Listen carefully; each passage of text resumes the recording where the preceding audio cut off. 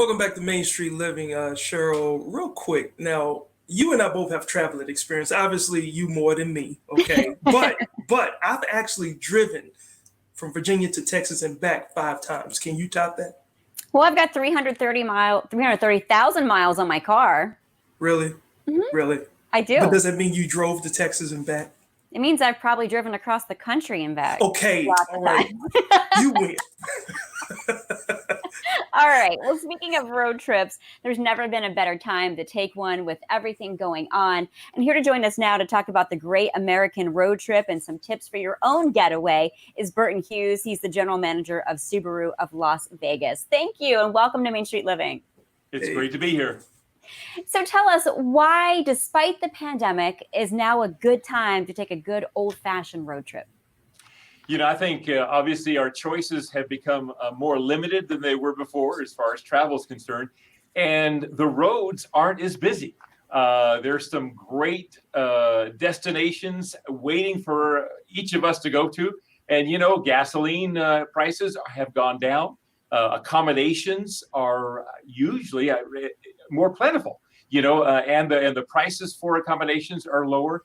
And so I really just think it's a great time to go somewhere that you have always wanted to go, but you just have kept putting it off for some reason.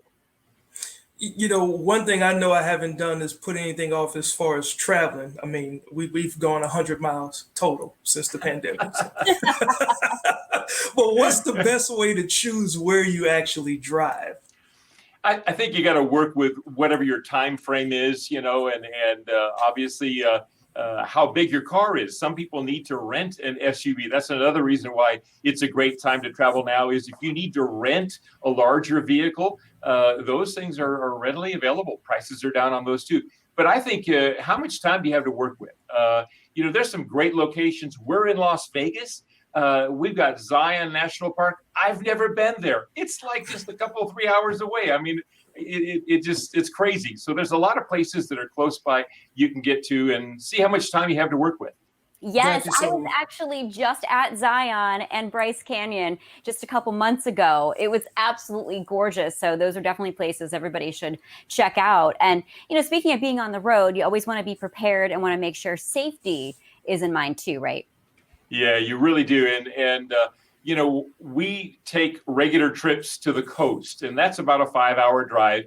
And every time we do that, I bring the car in for a road trip check. That's something that would be first on the list. Make sure the vehicle that you're taking is checked out by a qualified technician and, that everything is functioning the way it should be. And that'll minimize some of the experiences that you could potentially have on the road. That's the first thing that I would do.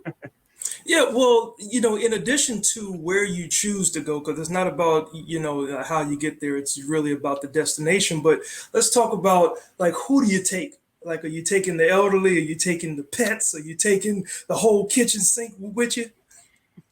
How big's your car?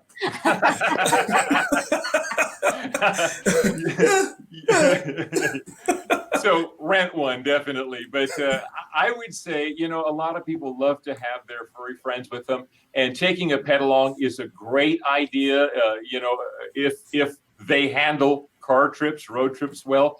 But remember, safety is so important. Be sure that your pet has got a harness and you have an attachment for the seatbelt or you have a carrier.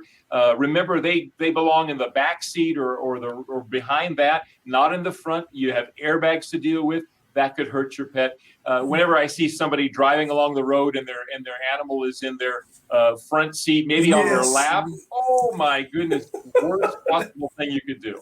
So, yeah, I agree.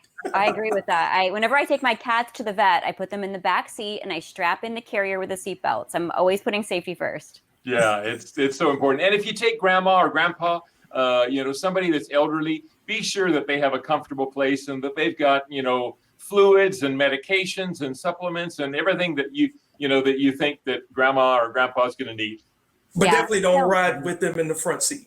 No. Like in your home. No. And, I think too, when we go on vacation, a lot of us, we just want to go and we want to relax and let go and make memories. What's your best tip for doing all that? I would say that you really need to just take it one day at a time. Have a plan. It's important that you have a plan where you're going to go, where you're planning to stop along the way. Those things are important maybe for loved ones back home to know. Because you never know if you have a breakdown, or maybe you venture off on a road that takes you to nowhere. You know what? We need to be able to find you. And so Mm-hmm. have that written plan. But I would say every step of the way, just enjoy it. I remember Absolutely.